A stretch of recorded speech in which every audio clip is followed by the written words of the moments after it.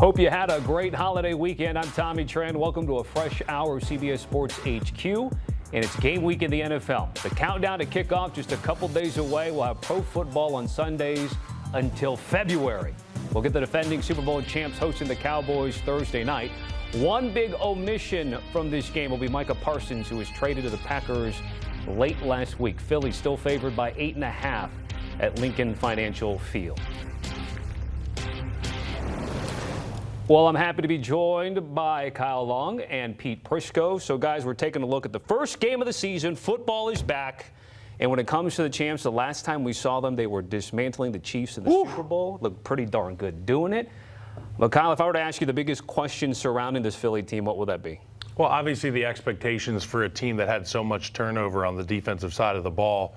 Everybody and their mama's going to be asking, can Vic Fangio get it done again? Can this football team, the roster that's been constructed by Howie Roseman, band together amidst all the changes and make this thing happen again, run it back? I think they can, Pete. It'll be interesting to see how they look week one. Yeah, here's the other part of it, the target. You're now the targeted. And, you know, it's tough to repeat because everybody's gunning for you, for one thing.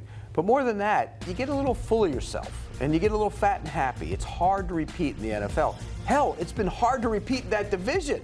2004, the last time somebody repeated as champion. Crazy. So everybody's gunning for them, and how they handle that will be a challenge for the players, but it'll be a challenge for the coaching staff as well. So for me, it's interesting because, yes, it's tough to repeat, but also I'm interested in how they try to repeat. And I want to bring up Saquon Barkley because he touched the ball 378 times. Pete Prisco, do we think the usage for Saquon will be the same in 2025? It'll be close. I mean, look, that's what you have in a running back. You use them, and then in a couple of years, you get a new one. I mean, that's even one of the good ones, like Saquon. That's basically the reality of the position. So I think they'll use them the same way. And maybe early in the season, it might temper back a little bit, but I think he gets used the same way. That's the offense right there. You run it with Barkley. Hurts can run it off of those plays with Barkley, and then you take the shots down the field. That's what the offense is. Yeah, that's your identity. That's your advantage. I'm a firm believer in press on the gas pedal until the check engine light comes on. You take a look at San Francisco, that check engine light has come on a number of times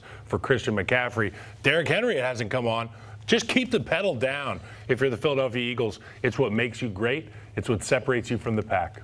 Saquon was a home run, 2K in 2024 for Saquon Barkley. All right, on the other side, again, big news. Micah Parsons no longer part of this Cowboys team. Pete, what questions do you have for Dallas? Well, my question, we know that's the obvious question, but he's going to talk about that. But here's one thing about that whole situation that I want to just throw away, okay? Put to bed. Because, look, just because Micah Parsons is traded doesn't change the psyche of the rest of the players. And you know this, you played in the league. You're an individual corporation. Every single time you take the field, you're playing for yourself. That's the reality of it. Nobody admits that. We're all one big happy family. We're a team. But you're playing for yourself. So anything you do less than because of something that happened away from your obligations as a player is absurd. You go play. Are you angry he's not there for about 15 seconds? And you know this, when a guy gets hurt and he's out for the year, I don't care if he's the biggest star on the team. Invisible. When he walks through the locker room, he's dead with a capital D. Nobody pays attention to him at all. I don't care if he's been one of the guys that has hung out with everybody. I've seen it many times. Guys walking through the locker room, he's out for the year. He may as well not be there. So week 4, Packers, Cowboys, there's not going to be a lot of this Parsons stuff going along? Okay, but here's the thing. You might have some of that. If you're going to use that as motivation if you're a Cowboys player, does that mean you're not as motivated for the rest of the 16 games of the year? That calls you out as a person and a player. I don't know how you were. I can imagine you. I know how you played. You were an animal. So every single time you lined up, every play, no matter what the situation, if you were 0-4 or whatever, if your team stunk, you were playing to the utmost of your ability. Yeah, there is a tremendous amount of opportunity now with the void of Micah Parsons in that locker room. There are going to be guys licking their chops for the opportunity to step into the spotlight that doesn't have somewhere to track onto without Micah Parsons. Matty Eberflus's defense, they're going to have a number of guys that step up and play hard.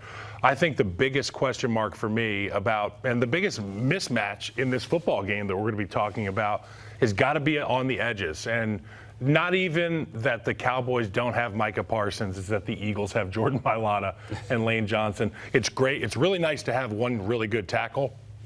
It is a luxury beyond luxuries to have 2 offensive tackles, to be able to set your offense, the width of the pocket and the depth of the pocket every single snap.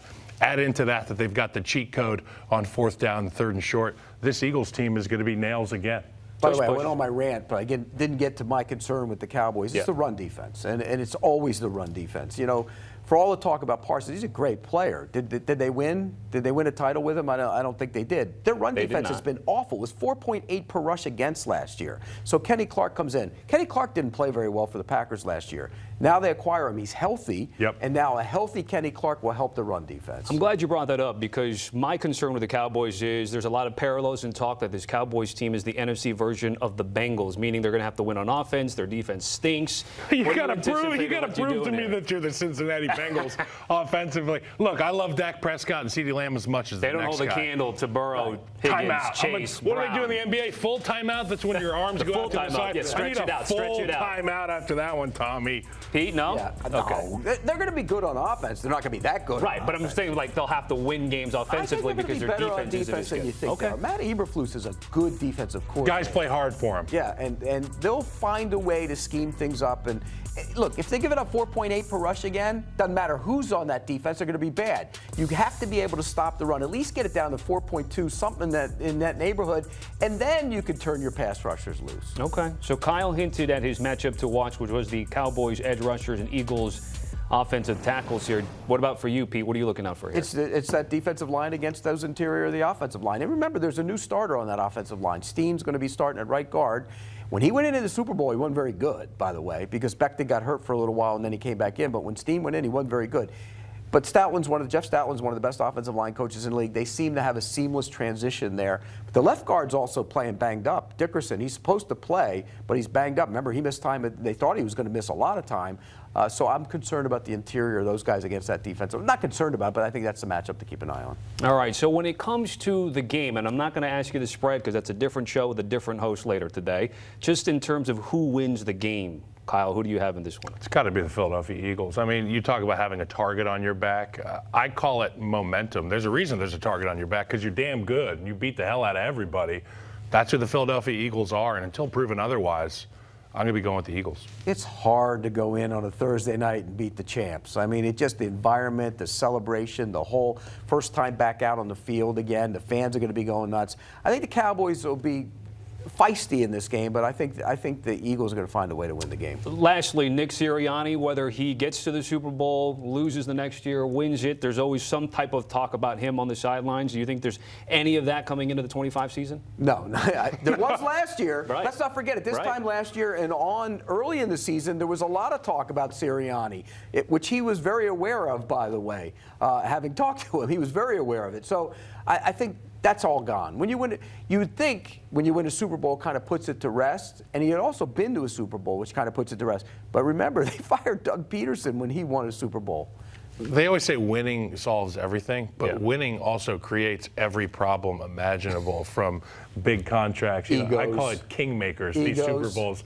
Every single one of the guys has a podcast now. There's a lot to deal with. Sirianni's kept his band together for a few years now. It's been impressive. Yeah, he's been impressive, no doubt. We'll also see Ron Schottenheimer on the sidelines for Dallas, too. So, again, Thursday night, an NFC East battle between the Cowboys and the Eagles. Guys, certainly appreciate it. Nice breakdown for the game. Here's a look at what CBS has coming up in our first weekend. Steelers and Jets headline the early window. Then at 4:25, a doubleheader, which includes Lions at Packers, the debut of Micah Parsons in Lambeau, and Kyle will be there in person to see it all unfold.